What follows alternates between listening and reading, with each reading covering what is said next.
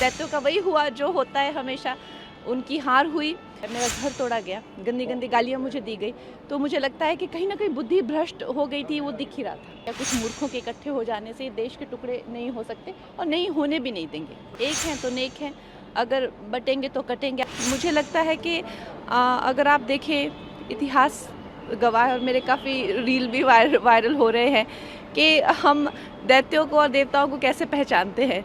जो महिलाओं की इज्जत उतारते हैं वो उसी श्रेणी के होते हैं, दैत्य ही होते हैं।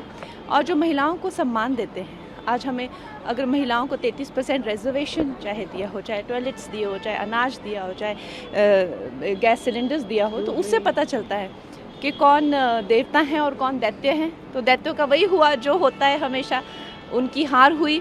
और आप देख लीजिए, महाभारत में तो एक ही क्लैन था, एक ही भाई थे, सब एक ही परिवार था, लेकिन फिर भी फ़र्क कितना था। जो महिलाओं का अपमान करते हैं उनको जो है इस तरह से सरेआम जो है, मेरा घर तोड़ा गया, गंदी गंदी गालियाँ मुझे दी गई, तो मुझे लगता है कि कहीं ना कहीं बुद्धि भ्रष्ट हो गई थी, वो दिख ही रहा था। कांग्रेस पर पीएम ने सिर्फ परिवार और लड़ाने की राजनीति करने का आरोप लगाया, कैसे देखते हैं? उनको भी एक पब्लिक से काफ़ी एक मजबूत जवाब मिला है कि किस तरह से ये देश जो है, ये देश बड़े ही बलिदान देकर देश बना है, और किसी के ऐसे कहने से या कुछ मूर्खों के इकट्ठे हो जाने से देश के टुकड़े नहीं हो सकते और नहीं होने भी नहीं देंगे। मैम, एक इम्पॉर्टेंट सवाल है कि संभल में एक मस्जिद है, उसका सर्वे करने के लिए एक टीम जाती है, उसके ऊपर पथराव हो जाता है।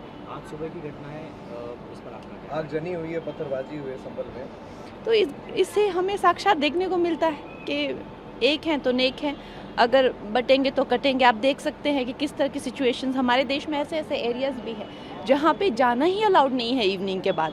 तो खैर, मुझे लगता है कि हम सबको एकजुट होकर इस चीज़ की निंदा करनी चाहिए। हिमाचल में भी हम लोगों ने इस चीज़ की निंदा की है, तो अभी के लिए तो मैं यही कह सकती हूँ। Ma'am, my last question is, ये प्रियंका गांधी वाड्रा भी जीती हैं अभी वायनाड से, क्या कहना चाहेंगे? मेरी उनको शुभकामनाएं।